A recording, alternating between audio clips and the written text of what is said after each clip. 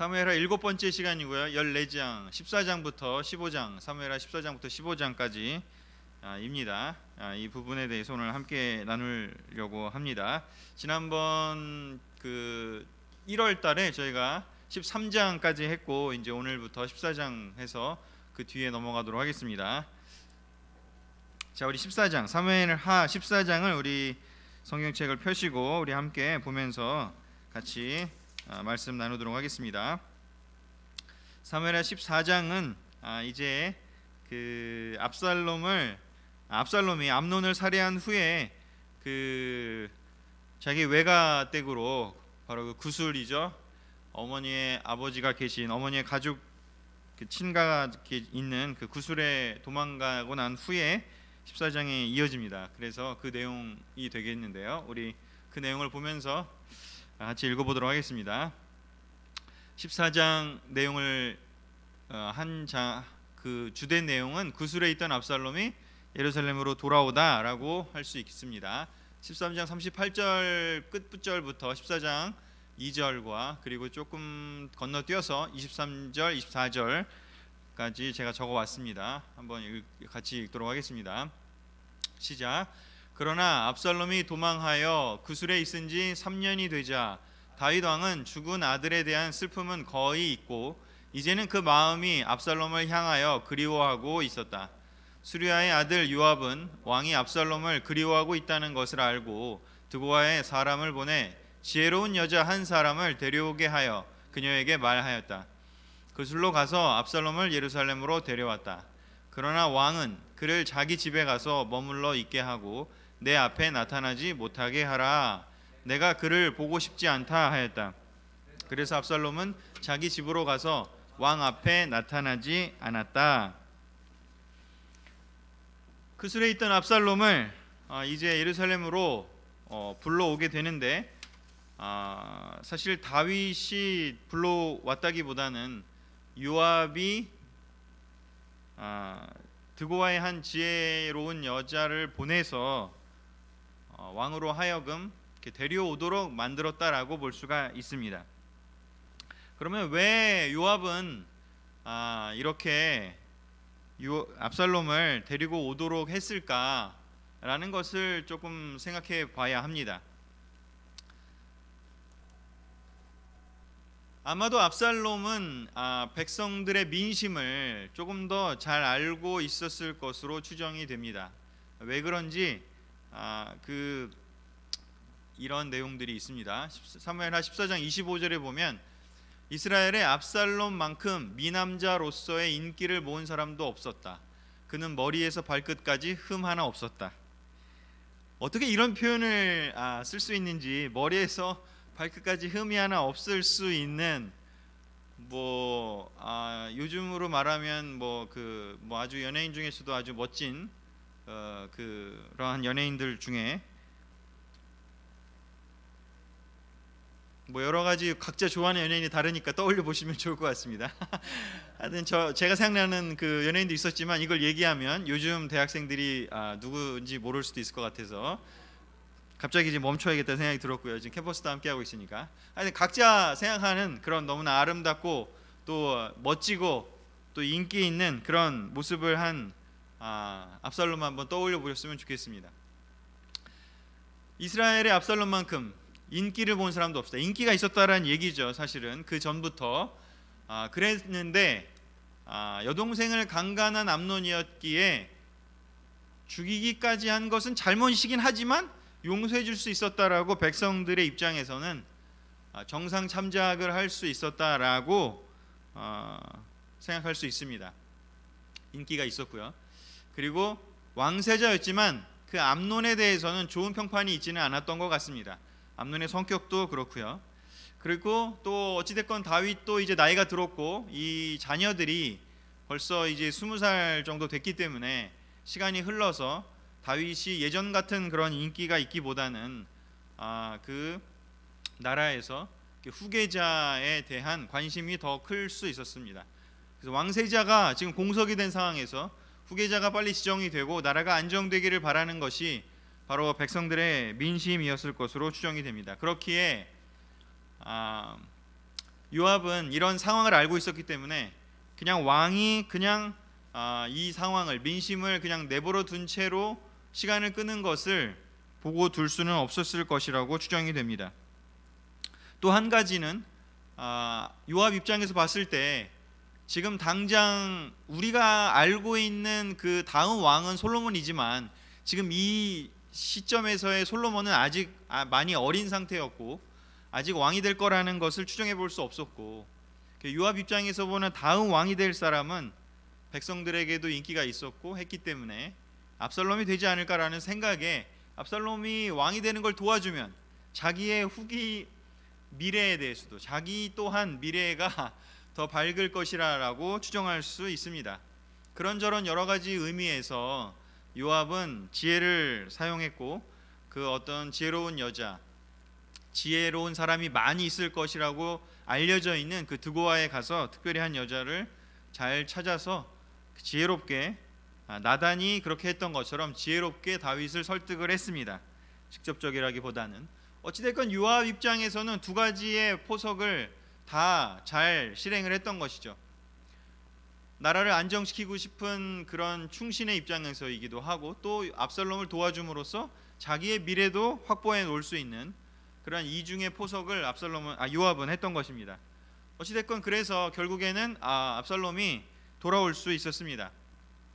그런데 여기에 우리말로 번역되어 있는 것은 왕이 압살롬을 그리워하고 있다라고 되어 있는데 70인역 번역과 또 히브리어 원어를 잘 살펴보면 여기에 그리워하고 있는 마음뿐만 아니라 향하다라는 그 히브리어 단어가 알이라는 단어인데 그 단어에는 누군가를 향하다, 바라본다라는 뜻도 있긴 하지만 대적한다, 영어로 말하면 against, 대적한다라는 뜻도 함께 들어있는 그 단어가 쓰였습니다. 그래서 우리말 번역에는 그리워한다라고 쓰이긴 했지만 두 가지 감정이 다 들어 있습니다.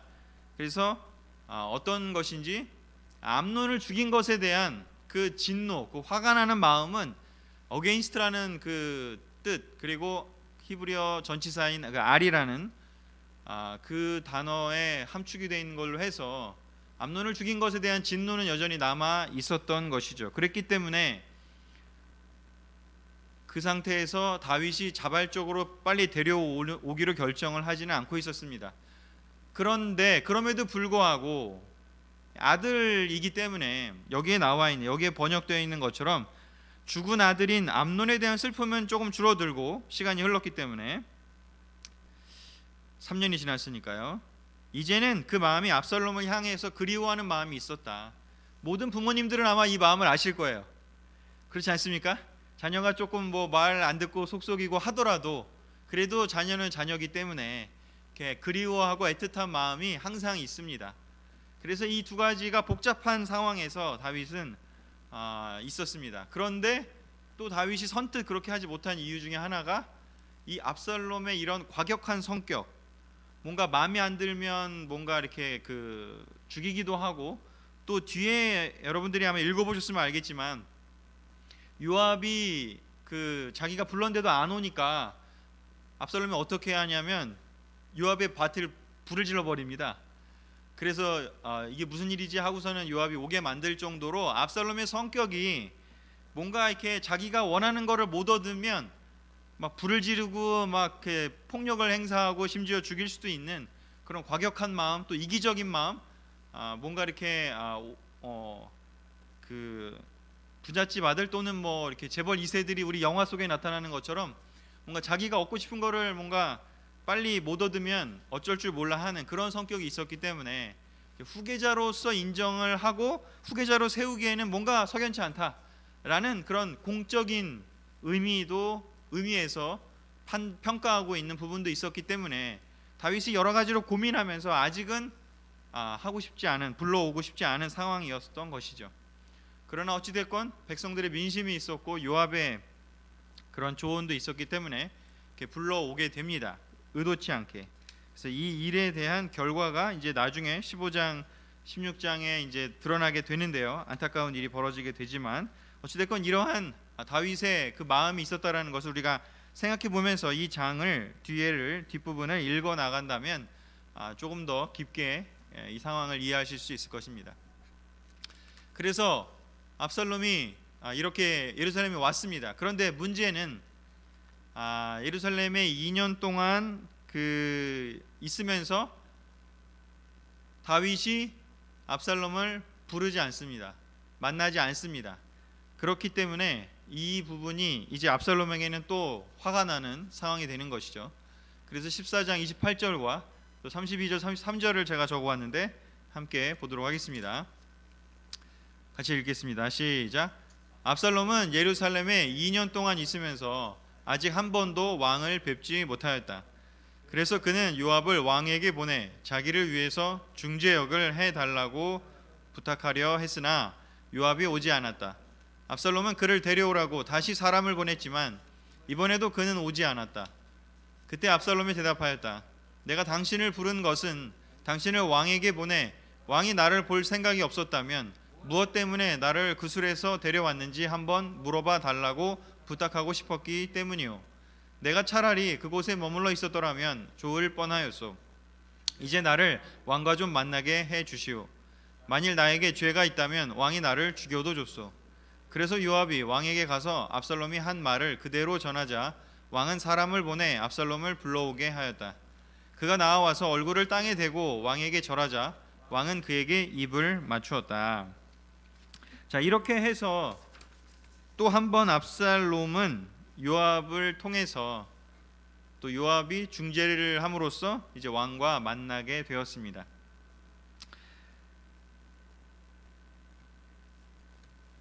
압살롬이 요압을 통해 다윗을 만났습니다. 이제 만나서 근데 이 장면에 보면 왕이라는 표현을 씁니다. 아버지에게라는 표현을 쓰지 않고 왕이라는 표현을 씁니다. 압살롬에게는 아버지라는 그런 그 관계보다는 왕이었기 때문에 이제 압살롬은 사실은 알고 있었죠. 이제 왕세자가 될 사람은 나다. 그리고 사실 그 암논을 죽이게 된 그 과정도 생각해 보면 또 다른 그 학자들이 연구해 놓은 자료들을 보면 압살롬은 애초부터 그 다음 차기 왕에 대한 야망이 있었던 것으로 추정이 됩니다. 그래서 암논에게 어떤 문제가 생기면 언제든지 그 꼬투리를 잡아서 자기가 그 왕세자의 자리에 가고 싶었던 것으로 생각해 볼 수 있습니다. 여기도 보면 왕이라고 표현하고 아버지라고 표현하지 않는 것으로 봐서는 아버지와의 개인적인 그런 관계보다는 왕이고 나는 왕세자가 될 사람이다, 이런 차원에서 다윗 왕에게 어떻게 보면 공적으로 나를 빨리 인정해주고 나를 빨리 왕세자로 삼아달라라는 의미에서의 그런 관계만이 남았던 것으로 추정이 됩니다. 결국 이렇게 만난 후에 그 후에 어떤 일이 벌어지게 되는지 15장으로 넘어가게 되는데요. 드디어 압살롬이 자기의 이기적인 야망을 이제 드디어 실행하게 됩니다. 반역을 계획하고 실행을 하는 것이죠. 그러기 위해서 압살롬이 한 일은 무엇인지 15장에 이렇게 기록이 되어 있습니다. 다 같이 한번 또 읽겠습니다. 15장 2절에서 6절입니다. 시작. 그는 매일 아침 일찍 일어나 성문으로 나가곤 했는데 그는 성문 길가에 서서 누구든지 소송 문제로 왕을 찾아오는 사람이 있으면 그를 불러 어디 사람이냐고 묻고 그가 어느 지파 사람이라고 대답하면 그는 곧잘 이렇게 말하였다. 이 문제에 있어서 당신이 옳고 정당하지만 유감스럽게도 당신의 소송 문제를 들어줄 대리인을 왕이 세우지 않았습니다. 내가 만일 이 땅의 재판관이 된다면 얼마나 좋겠습니까? 그러면 소송 문제를 가진 사람은 누구든지 나에게 찾아올 수 있고 또 나는 그들의 문제를 공정하게 해결해 줄 것입니다. 그러고서 그는 누구든지 자기에게 와서 절하려고 하면 그러지 못하게 하고 오히려 손을 내밀어 그를 붙들고 입을 맞추곤 하였다. 압살롬은 왕에게 재판받으러 나오는 모든 사람을 이런 식으로 대하여 이스라엘 사람의 마음을 도둑질하였다. 여기에 명백하게 압살롬의 야망이 드러나는 표현이 있습니다. 그것이 무엇이냐면 내가 만일 이 땅의 재판관이 된다면 이라고 되어 있습니다. 지금은 대통령과 뭐 그 재판관과 또 국회의원과 이런 것이 분리된 시대지만 옛날 시대에는 왕이 재판관의 역할을 같이 했습니다. 최고의 재판관이 바로 왕이었던 것이죠. 그렇기 때문에 이 땅의 재판관이 된다라는 뜻이 바로 내가 왕이 된다면이라는 것을 이렇게 돌려서 표현한 것이라고 볼 수 있습니다. 자, 여기에 있어서 압살롬의 전략은 사람들의 마음을 얻는 것이었습니다. 백성들이 자기의 외모와 자기의 어떤 그런 모습을 좋아하는 걸 알고 있었습니다. 그런데 거기에서 이제 넘어서서 마음을 얻으려고 노력을 하고 있었습니다. 그 방법은 무엇이었는지 이제 사람들을 직접 만나서 그 사람들에게 무조건적으로 그 사람들의 편을 들어줍니다. 이 문제에 있어서 당신이 옳고 정당하다라고 일단 편을 들어줍니다. 그리고 나서 그것을 잘 처리해주지 못하고 있는 왕이 잘못이다라는 것처럼 이야기를 해주고 있습니다. 그래서 만약에 내가 재판관이 된다, 왕이 된다면 당신을 잘 대해줄 것이고 당신을 위해서 공정하게 문제를 해결해 줄 것이다, 이렇게 이야기를 하고 있는 것이죠. 게다가 또 겸손하게 사람들을 손을 붙잡고 입을 맞춰주고 하면서 그들에게 되게 친절하게 대하고 있습니다.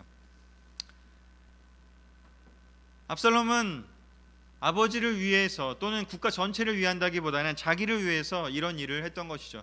그래서 성경에 기록된 표현은 무엇인지 모든 사람을 이런 식으로 대하여 이스라엘 사람의 마음을 도둑질하였다라고 되어 있습니다. 사실 우리 주변에서도 이런 일들을 많이 볼 수 있습니다. 회사에서도 그렇고 뭐 가정에서도 그렇고 교회에서도 그럴 수도 있고 또는 뭐 국가 정치 사회에서도 볼 수가 있습니다.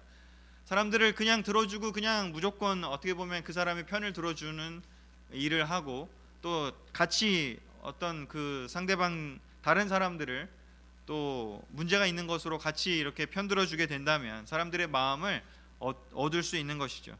사람들은 그런 식으로 또 자기의 마음을 압살롬에게 주게 될 수 있는 것이죠. 바로 이런 부분이 지금 여기에서도 드러나는 것이고요. 이 옛날의 모습뿐만 아니라 우리 시대에도 우리가 많이 볼 수 있습니다. 사실 다윗이 대리인을 소송하는 그 부분에 있어서는 아마도 의도적으로 다윗 왕이 사람들의 대리인을 세우는 일을 안 하고 있지는 않았을 것입니다. 분명히 어떤 이유가 있었을 텐데 압살롬은 그 모든 그 사람들의 문제의 그 해결책을 해결하고 주지 않고 있는 것을 왕이라고 이야기를 하면서 사람들이 다윗 왕을 지적질하고 다윗 왕에게 나쁜 감정이 생기도록 만들었던 것이죠. 결국 이 과정을 통해서 압살롬은 4년이라는 시간을 동안 이 과정을 반복을 하면서 민심을 얻었고요. 예루살렘에서 민심을 얻었고 또 자기가 태어났던 헤브론, 그 헤브론의 유다 지파의 중심지였죠. 그래서 그 당시 이스라엘 사람들이 중에서 제일 큰 지파였던 헤브론 지파의 마음을 얻는 것은 이미 자기가 거기서 태어났기 때문에, 솔로몬이나 그 뒤에 태어난 사람들은 그 예루살렘에서 태어났기 때문에 암논과 압살롬이 헤브론에서 태어났기 때문에 헤브론 사람들 입장에서는 압살롬에 대한 마음이 더 컸을 것으로 또 추정할 수 있습니다. 그래서 압살롬은 4년 동안 이렇게 전략을 세운 후에 거사를 치를 결정을 하게 됩니다. 그 장소로 헤브론을 선택을 하고 또한 교묘하게 이제 계략을 세워서 실천을 하게 됩니다. 어떤 일이 벌어지는지 15장 9절에서 12절을 다시 한번 읽겠습니다. 시작. 그래서 압살롬은 헤브론으로 갔다. 그러나 그는 이스라엘 각처에 몰래 사람들을 보내며 이렇게 지시하였다. 너희는 나팔 소리가 나거든 압살롬이 헤브론에서 왕이 되었다 하고 외쳐라. 그때 압살롬의 초대를 받아 예루살렘에서 그와 함께 간 사람 200명이 있었으나 그들은 압살롬의 의도가 무엇인지 전혀 알지 못하였다. 압살롬은 제사를 드리는 동안 사람을 보내 다윗의 자문관인 길롯 사람 아히도벨을 초청해 왔는데 그는 압살롬을 지지하고 나섰다. 반역 음모의 세력이 점점 커지자 압살롬을 따르는 자들이 계속 불어났다. 아주 전략적으로 계략을 세웠습니다. 그래서 그 예루살렘에서 함께 간 사람이 200명이라고 되어 있는데 압살롬이 초대했던 사람이기 때문에 이 200명은 아마도 행정부에 굉장히 중요한 요직을 맡고 있었던 사람들일 것으로 추정이 됩니다. 지금도 200명의 중요한 직책에 있는 사람이 빠져나간다면 아마도 쉽지 않을 텐데 이 옛날 시대에 200명이 한꺼번에 예루살렘을 빠져나갔다면 아마도 행정 공백이 있을 것이고 굉장히 중요한 사람들이 이 200명 안에 있었을 것이기 때문에 압살롬의 이 전략은 매우 성공적이었다라고 볼 수 있습니다. 결국은 이렇게 반역이 일어나게 되었죠. 그래서 이 지금 오늘 볼 장면은 바로 14장 1절부터 15장 12절에 나오는 이 압살롬이 왕으로 선포하는, 스스로를 선포하는, 여기까지만 오늘은 본문을 볼 텐데요. 지금까지 본 내용을 가지고 우리가 한번 우리 삶에 적용해 볼 필요가 있는 것들 세 가지만 같이 나누려고 합니다. 이 뒤에 벌어지는 일들에 대해서는 다음 주에 다시 더 보기로 하고요. 오늘은 여기까지만 보도록 하겠습니다. 성경에 굉장히 흥미진진한 스토리들이 많이 있지만 24장부터 해서 15장 이 부분까지만 보더라도 굉장히 그 다이나믹한 이야기가 이 안에 있음을 알 수가 있습니다. 자, 그래서 세 가지를 볼 텐데요. 첫 번째는요, 압살롬의 관점에서 한번, 압살롬이라는 그 사람의 관점에서 우리가 한번 본다면 우리가 무엇을, 이 옛날 이야기지만 우리 시대에 무엇을 적용할 수 있을까? 우리 첫 번째, 죄가 아직 작을 때 그 죄를 처리해야 한다라는 것을 우리가 압살롬을 통해서 볼 수 있습니다. 읽어보신 분들은 알겠지만 이 뒤에 압살롬은 반역을 일으키고요, 결국에는 성공하지 못하고 죽게 됩니다. 압살롬은 야망이 있었던 그런 사람이었고 또 자기의 화를 또 그 원하는 것을 얻지 못하면 그것을 참지 못하는 사람이었습니다. 그랬기 때문에 그가 아마도 반역을 하고 아버지를 배신하고 아버지를 죽이려고 할 정도로 그렇게 큰 죄를 짓기 전 단계에 분명히 아마 그 시작점에 있었을 텐데, 그것을 다윗이 도와줬던 아버지의 가정 교육이 있어야 했든지 아니면 다른 어떠한 것들이 있어야 했든지 그 다른 외부의 사람을 탓하기 이전에 압살롬이라고 하는 그 사람의 관점에서만 본다면 자기 자신의 죄성이 자기 자신을 죽음에 이르게 할 때까지 그는 결국 멈추지 못했음을 우리는 알 수가 있습니다. 작은 문제가 시작됐지만 그 욕심이 어떻게 그 뒤에 확대가 됐는지 이제 형을 죽이고 아버지를 죽이려고 하는 그러한 지경에까지 이르게 된다라는 것이죠. 야고보서 1장 14절에 15절에 이렇게 쓰여 있습니다. 우리 같이 읽겠습니다. 시작. 사람이 시험을 받는 것은 자기 욕심에 끌려 유혹을 받기 때문입니다. 욕심이 생기면 죄를 낳고 죄가 자라면 죽음을 낳습니다. 구약 성경은 그 결과에 대해서, 드러나는 행위에 대해서 해서는 안 될 것과 해도 되는 것을 율법으로 제정했습니다. 그러나 예수님은 어떤 것에 초점을 두셨는지 우리의 마음을 보라고 얘기를 하셨습니다. 살인에 대해서 하지 말라고 구약 율법이 얘기하는 것을 예수님은 형제에 대해서 화를 내는 것이 그 살인의 시작이다라는 것을 사람들이 깨달을 수 있도록 가르쳐 주셨습니다. 또 구약에서는 간음하면 안 된다라고 기록이 되어 있고 그것을 계속해서 조항으로 삼았습니다. 그러나 예수님은 남자가 여자를 볼 때 음행하는, 또 음란한 마음으로 그 여자를 바라본다면 그것은 간음하는 것과 똑같다라는 것으로 알려주셨습니다. 그 이유는 무엇인지 바로 이 부분 때문이겠죠. 욕심이 생기면 죄를 낳고 죄가 자라면 죽음을 낳는 이 하나님 만드신 그 법칙 때문에 우리가 그 결과만 가지고 싸우는 사람이 되는 것이 아니라 그 결과에 가기 전에 우리의 마음을 들여다보고 우리 마음 단계에서 생긴 바로 그 문제를 해결하도록 예수님은 사람들에게 그 하나님 말씀의 뜻을, 원리를 알려주셨던 것이죠. 우리 역시 우리 마음속에 있는 욕심을 우리가 파악하고 해결할 수 있으면 그 뒤에 벌어질 행동으로까지 나오게 될 여러 가지 죄를 미리 차단할 수 있을 것입니다. 압살롬은 그것을 하지 못했습니다. 결국에는 자기가 얻고 싶은 것을 얻기 위해서 자기의 욕심 때문에 형을 죽이고 또 사람들을 마음을 훔치고 그리고 아버지까지 반역을 일으키고 죽이려고 하는 그러한 무모한 짓을 하게 됩니다. 우리의 삶에 있어서도 각자의 삶에 있어서도 나는 아직 뭐 죄진 적은 없어 라고 이야기를 하고 계실 수 있겠지만 우리 안에 있는 어떤 욕심이 시작이 돼서 자라나기 시작한다면 그 욕심은 죄를 낳게 될 수 있습니다. 그러기에 죄가 자라서 죽음을 낳기 전에 우리가 그것을 살펴보고 우리의 마음을 돌이켜야 할 것입니다. 아마도 압살롬처럼 되고 싶은 사람은 아무도 없을 것입니다. 그러나 자기의 욕심을 들여다보고 성령의 힘으로 그것을 제어하지 못하게 된다면 죄는 그 사람을 이제 노예로 삼게 될 것입니다. 처음에는 내가 죄를 짓지만 그것을 반복하게 되면 이제는 죄가 나를 노예로 삼아서 내가 죄에 끌려다니게 될 것인 것이죠.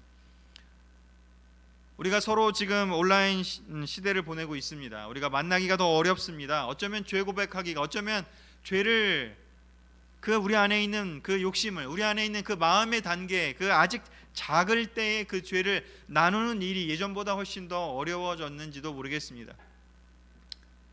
이제는 누가 너 얼굴이 좀 표정이 안 좋은데 무슨 일이 있어? 라고 물어보기가 더 어려운 시절이 되었습니다.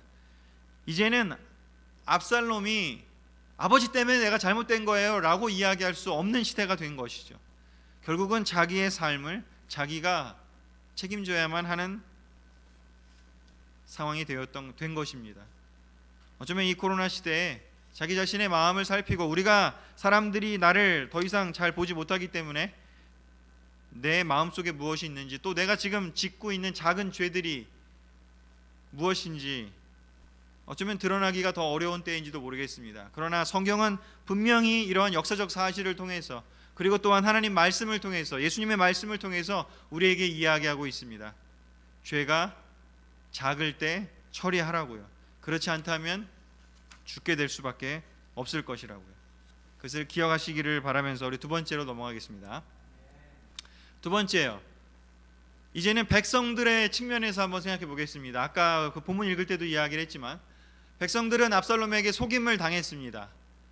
압살롬이 속이려고 했기 때문에 속임을 당한 것이기도 하지만 백성들이 왜 속임을 당했을까를 잘 살펴보면 어쩌면 우리 또한 그런 어리석은 속임의 자리에 들어가지 않을 수 있게 될 것입니다. 속임을 당하지 않으려면 말씀에 굳게 서야 하고 그 말씀은 바로 진리를 이야기를 하겠죠. 그냥 자기의 말을 잘 들어주는 사람이 자기를 위한 사람일까요? 압살롬이 그냥 자기의 편을 들어주었기 때문에 마음을 빼앗겨 버렸습니다. 성경은 이야기를 합니다.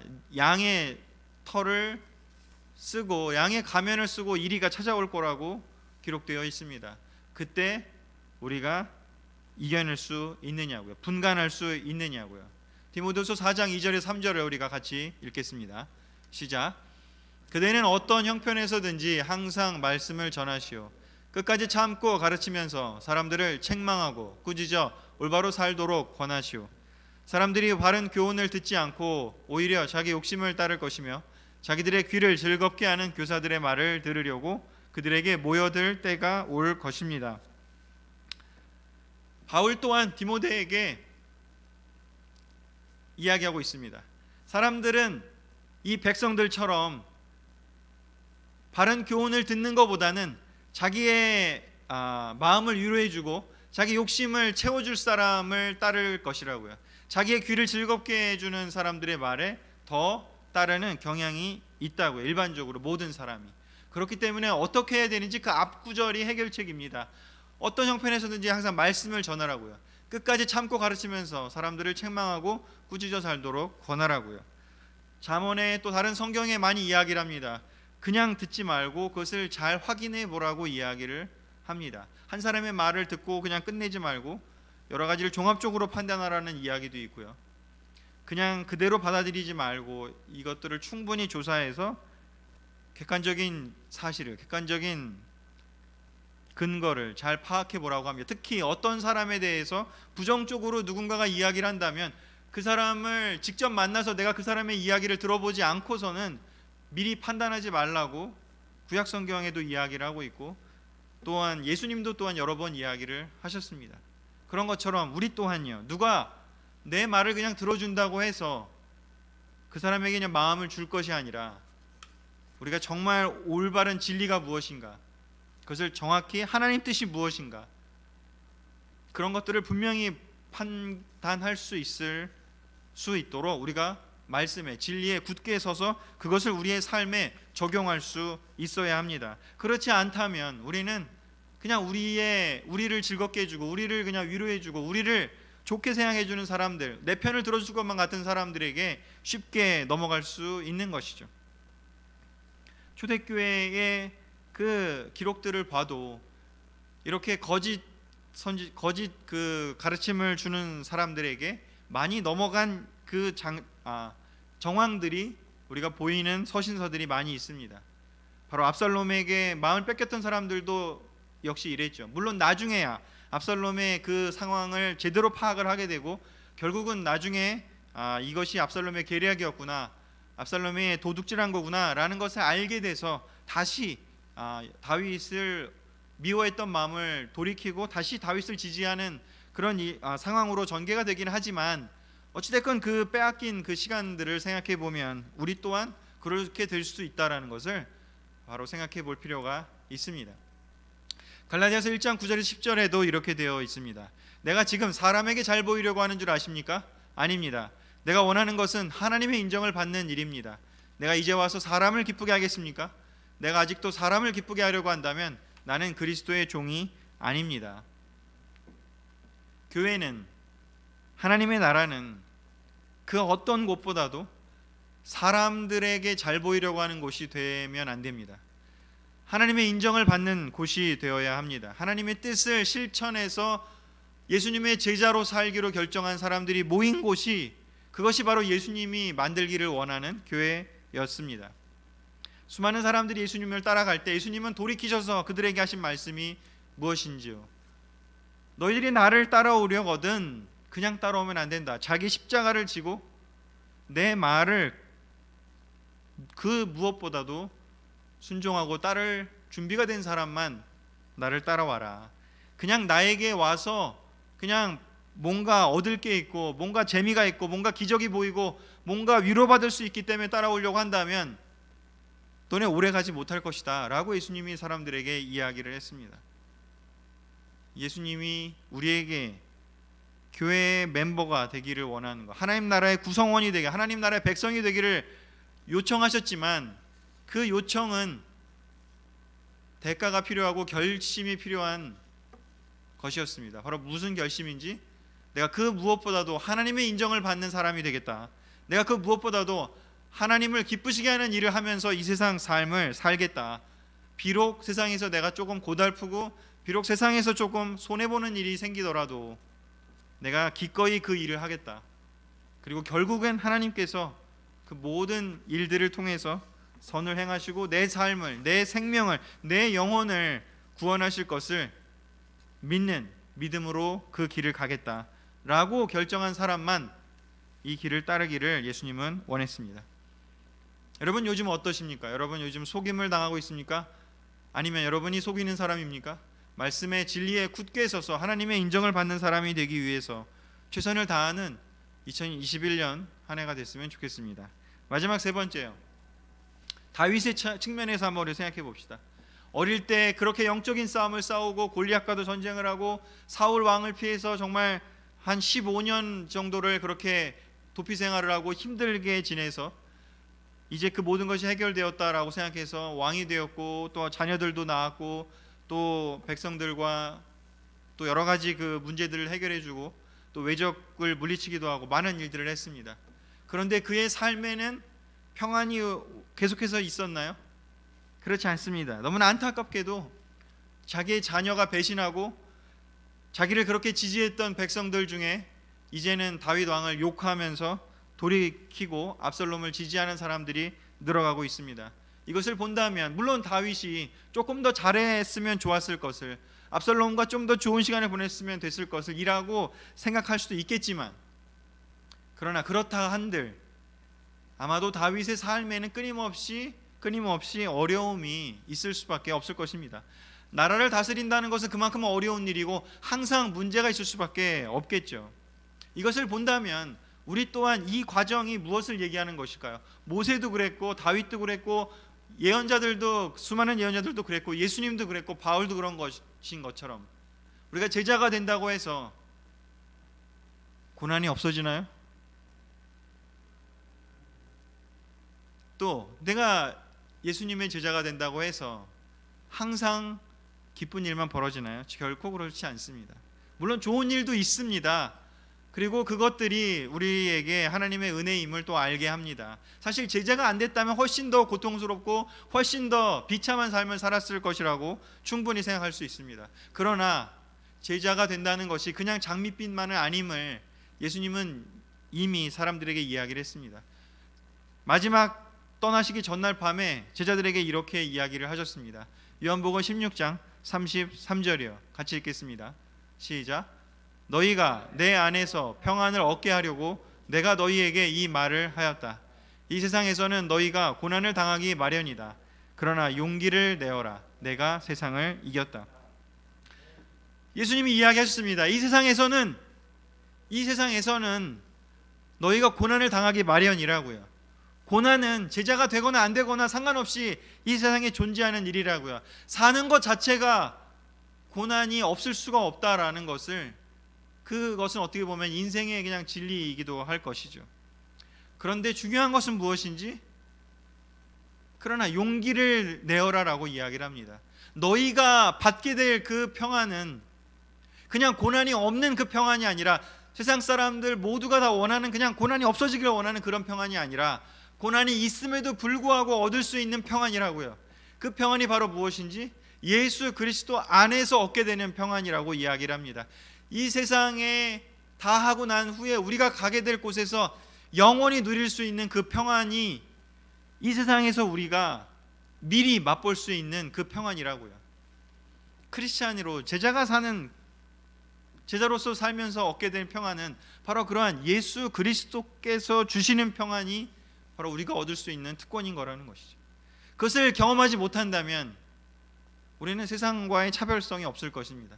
예수님 안에서의 얻는 평안, 오직 예수 그리스도의 은혜만이 우리의 희망임을 알기 때문에 오는 그 평안이요, 거기서부터의 평안을 진정으로 경험을 지속적으로 못 하신다면, 아마 세례 받을 때 대부분, 영크리스찬 때 대부분 경험하시지만 시간이 지나면서 잊어버리는 것도 또 빼앗기기도 하고 다른 여러 가지 세상의 삶을 살면서 우리가 이 본질적인 이 예수님이 주시는 평안, 하나님의 은혜로부터 오는 우리의 희망, 이것들로부터 끄집어내어지는 용기, 그것이 우리의 삶에 지속적으로 경험되지 않는다면 아마 우리는 더 이름은 크리스찬이지만, 이름은 제자지만 어쩌면 비참한 삶을 계속해서 살아가게 될지도 모릅니다. 그러기에 우리가 다윗 같은 너무나 놀라운 용맹하고 너무 놀라운 제자이고 놀라운 정말 하나님을 사랑하는 사람도 이렇게 여러 가지 고난을 당하고 있는 것을 보면서 우리가 또한 위로받고 또한 우리가 이 시간을 어떻게 이겨나갈지를 한번 힘을 냈으면 좋겠습니다. 이 뒤에 15장 이제 다음 주에 볼 장면을 보면서 바로 어쩌면 다윗도 아마 힘든 시간을 보냈겠지만 암논을 잃고 또 압살롬의 배반을 겪으면서 얼마나 힘들었겠습니까? 우리가 겪는 것보다 어쩌면 훨씬 더 아마 아프지 않았을까라는 생각도 듭니다. 그런데 그 아픔 속에서 다윗이 물론 그리스도 예수님을 만난 건 아니지만 하나님을 알고 있었기 때문에 그 하나님의 은혜와 하나님 그 자체가 그에게 희망이었음을 깨닫고 그 힘든 상황을 이겨내는 장면이 이제 앞으로 나오게 됩니다. 바로 다윗이 붙잡았던 그 희망, 하나님의 희망을 우리는 하나님뿐만 아니라 예수님이라는 존재까지도 우리는 알고 있는 그런 지금 시대를 살고 있습니다. 바로 우리가 그 예수 그리스도의 은혜를 통해서 하나님의 그 놀라운 그 능력과 우리에 대한 사랑을 우리가 기억하면서 다윗이 이겨냈던 것처럼 우리 또한 예수님의 이 격려를 통해서 우리가 지금 우리에게 주어지는 어떤 어려움이든 고난이든 그것이 있다면 종류가 다르겠지만 각 사람마다 종류가 다르겠지만 우리가 이겨냅시다. 예수님이 세상을 이기셨다고 이야기를 했습니다. 우리 또한 이길 수 있습니다. 예수님을 통해서요. 그래서 이 메시지를 오늘 우리가 함께 나누면서 이 사무엘하 7번째 시간을 마무리하려고 합니다. 정리하겠습니다. 죄가 아직 작을 때 죄를 처리해야 합니다. 압살롬처럼 되지 맙시다. 두 번째요, 속임을 당하지 않으려면 말씀에 진리에 굳게 서야 합니다. 우리 백성들, 압살롬을 따랐던 백성들처럼 되지 맙시다. 우리 오직 예수 그리스도의 은혜만이 우리의 희망이다. 다윗이 힘들었지만 이 시간을 이겨내게 됩니다. 바로 하나님에 대한 그의 믿음과 그의 희망의 그 빛을 잃어버리지 않았기 때문인 것이죠. 우리 또한 다윗처럼 아무리 힘든 일이 있더라도 우리 예수 그리스도로부터 오는 평안과 희망을 꼭 붙들고 지금 겪고 계시는 그 어려움을 이겨내시기를 바랍니다. 이것으로 오늘 말씀을 마치도록 하겠습니다. 아멘.